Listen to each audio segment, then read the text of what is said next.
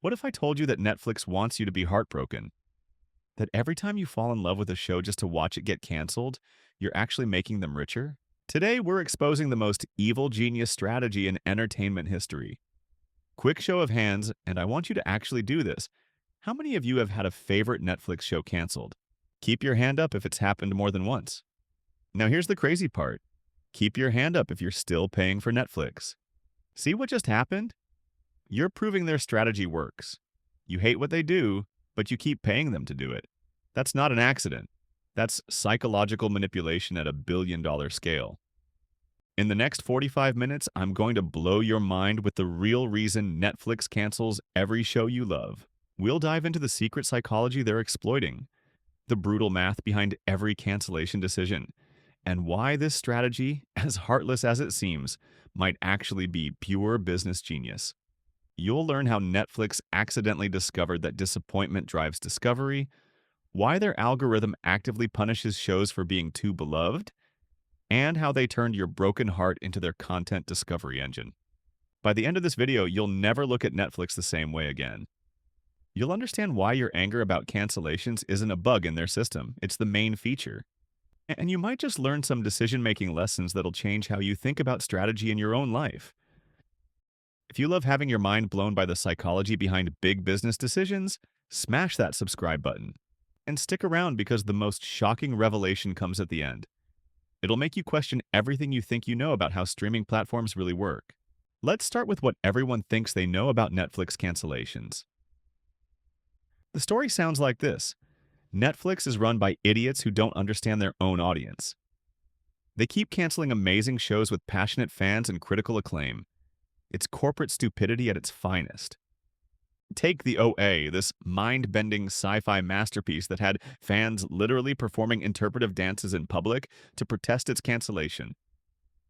Or Sense8, a groundbreaking international series that Netflix axed despite massive global fan campaigns. Every cancellation sparks the same pattern. Online petitions, angry tweets, threats to cancel subscriptions. Fans can't understand how Netflix could be so short-sighted. Critics call it the death of quality television. But here's where it gets interesting. What if every single cancellation was calculated, planned, and designed to achieve exactly what happened? Because when you look at their internal data, which I've pieced together from leaked documents and former employee interviews, you realize something shocking. Netflix doesn't see angry fans as a problem to solve. They see angry fans as proof their strategy is working perfectly. The algorithm that decides which shows live or die doesn't just ignore fan passion. It actively punishes shows for inspiring too much devotion. In Netflix's world, being too beloved is actually the kiss of death. Here's what Netflix discovered that traditional TV never understood. You don't stay subscribed because of shows you love. You stay subscribed because you hope to find shows you'll love. Let that sink in for a second. Your subscription isn't about the content you're watching, it's about the content you might discover tomorrow. Netflix stumbled onto this insight accidentally and it changed everything. When they started tracking viewer behavior after cancellations, they expected to see angry fans canceling subscriptions. Instead, they saw something that broke their brains. Viewers who lost their favorite shows actually watched 23% more content in the following 3 months, not less. Think about it. What do you do when your favorite show gets canceled? You don't cancel Netflix, you go hunting for a replacement. You browse through categories you've never explored. You watch pilot episodes of shows you'd normally ignore. You become what Netflix calls a high-value discovery user.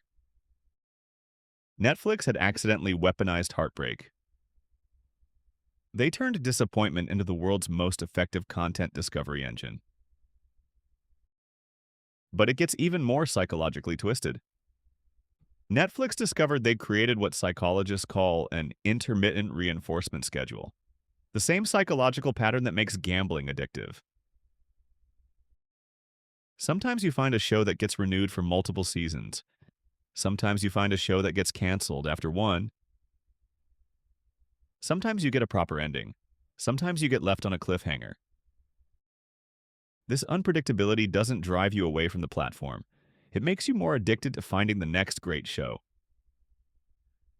Every new Netflix original becomes a lottery ticket. Maybe this one won't get canceled. Maybe this one will become your new obsession. Netflix had turned their entire platform into a psychological slot machine, and we're all pulling the lever hoping for the jackpot. To understand why Netflix makes these seemingly cruel decisions, you need to think like a venture capitalist, not a TV executive. Venture capitalists don't expect every startup they fund to succeed. They expect most to fail, some to do okay, and a tiny few to become massive hits that pay for all the failures. Netflix was the first entertainment company to apply this portfolio theory to television. Here's the brutal math. Netflix would rather spend $40 million creating 5 different shows than $40 million on one show's third season. Why? Because that third season has a known, limited audience. Those 5 new shows each have the potential to become the next Stranger Things or Squid Game. But here's where it gets really dark. Netflix's algorithm evaluates shows using metrics that would horrify traditional TV executives. The passionate audience trap score shows actually get penalized for having too devoted a fan base because passionate fans indicate limited growth potential. The global scaling assessment. Can this show work in all 190 countries Netflix operates in? Or is it too culturally specific? The completion rate obsession. Netflix cares more about the percentage of people who finish your show than the total number who start it. And the most brutal metric of all, replacement value calculation. How many potential new hits could we create with the money we'd spend renewing this show? When the OA came up for renewal, Netflix didn't just ask, do fans love this show? They asked, could we create 5 different shows that might each become global phenomena with the same budget? The answer was yes, so the OA had to die. It's ruthless, but it's also mathematically brilliant. Netflix treats every show like a startup investment, and most startups fail. The difference is that Netflix's failed shows still generate value by driving content discovery and keeping subscribers engaged while hunting for the next big thing. So how does Netflix actually decide which shows live and which shows die? I've managed to piece together their process from former employee leaks and industry insider information, and it's more systematic than you might imagine. Every Netflix original goes through what insiders call the 60-day evaluation, about 2 months after season release. This evaluation involves multiple algorithmic assessments that sound like they came from a dystopian future.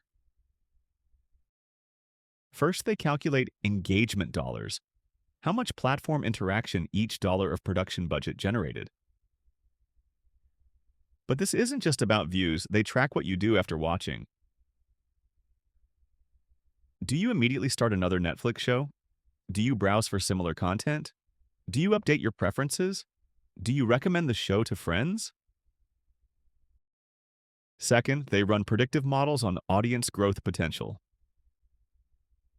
They don't just ask who watched the show, they ask who might watch it who hasn't yet, and how much it would cost to reach them. Shows that have found their natural audience ceiling score lower than shows with untapped potential. Third, the global scaling assessment. Operating in nearly 200 countries means content needs cross-cultural appeal.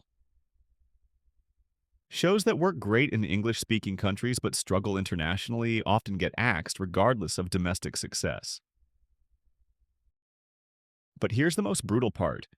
Netflix actually has what former employees call a fan passion penalty. Shows with extremely devoted audiences get marked down because passionate fans indicate the show has become too niche for mass appeal. This means the OA, which inspired fans to perform interpretive dances in public, was essentially doomed the moment it created such devoted followers. The algorithm saw passionate fans as a red flag, not a green light. Netflix executives don't see themselves as entertainment moguls. They see themselves as data scientists optimizing a global engagement platform. And from that perspective, canceling beloved shows isn't cruel, it's efficient. Now, let's play a thought experiment. What would have happened if Netflix had followed traditional TV logic and renewed every show with decent viewership? If Netflix had kept every moderately successful show running, their content budget would have exploded.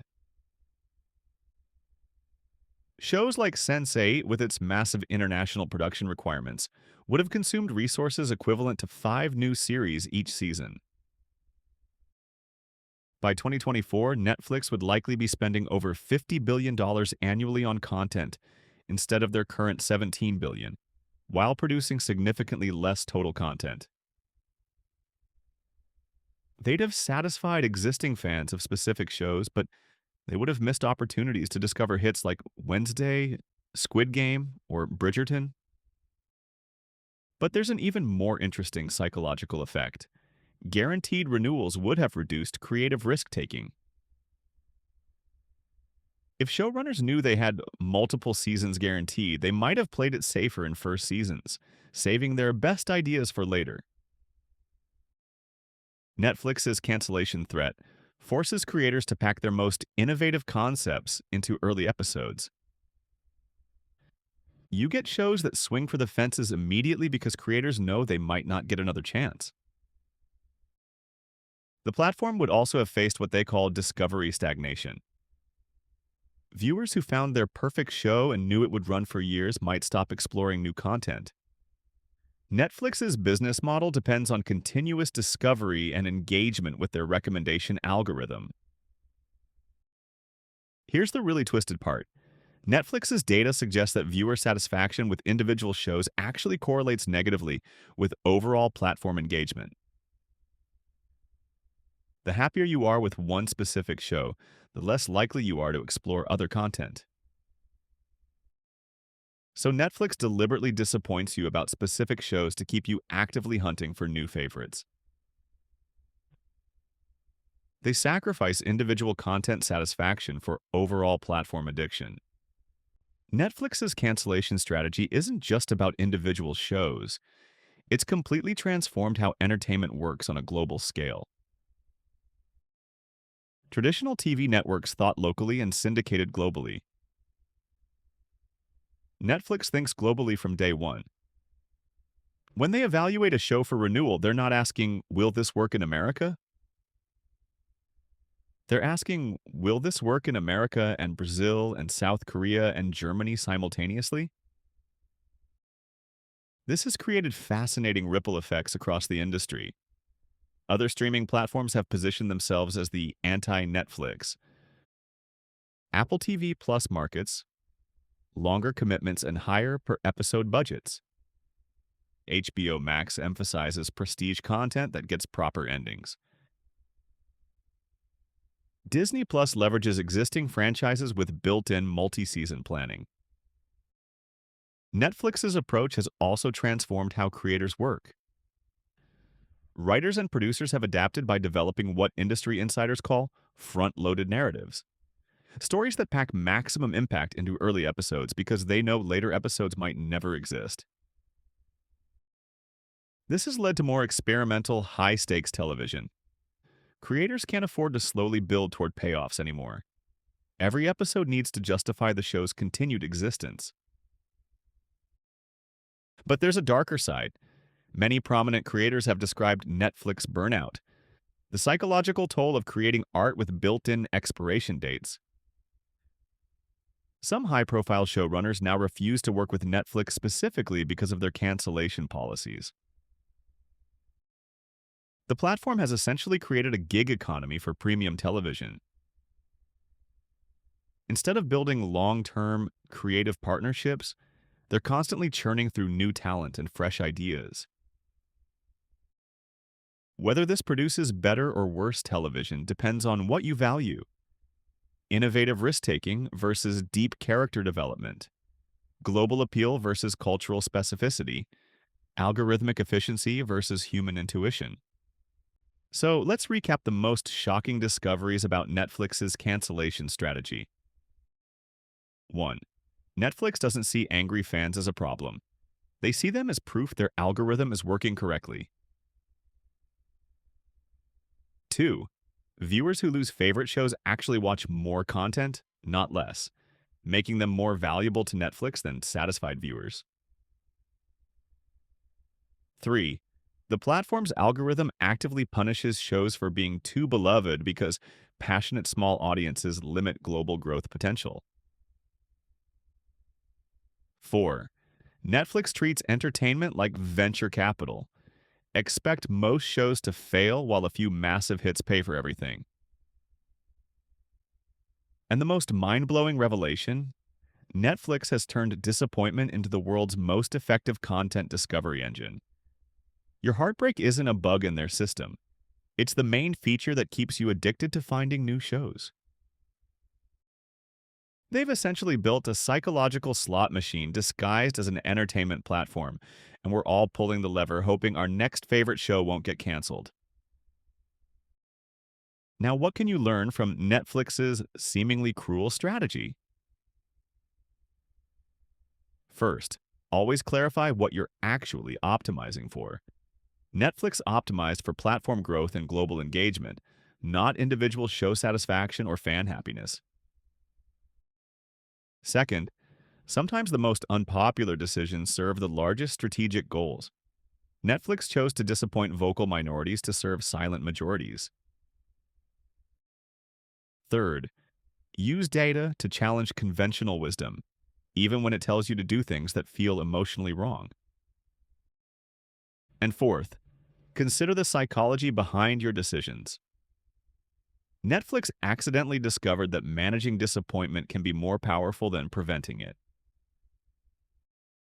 Whether you think their approach is brilliant or evil probably depends on your values. But one thing is certain, Netflix changed entertainment forever by following data instead of emotions, even when it made people angry. Now I want to hear from you. Do you think Netflix's cancellation strategy is evil genius or just evil? Have you ever had to make a decision that disappointed people you cared about but served a larger goal? Drop your thoughts in the comments. And if this analysis blew your mind, check out my breakdown of similar psychological manipulation in completely different industries. Hit subscribe for more deep dives into the hidden psychology behind major business decisions. Trust me, you'll never see these companies the same way again.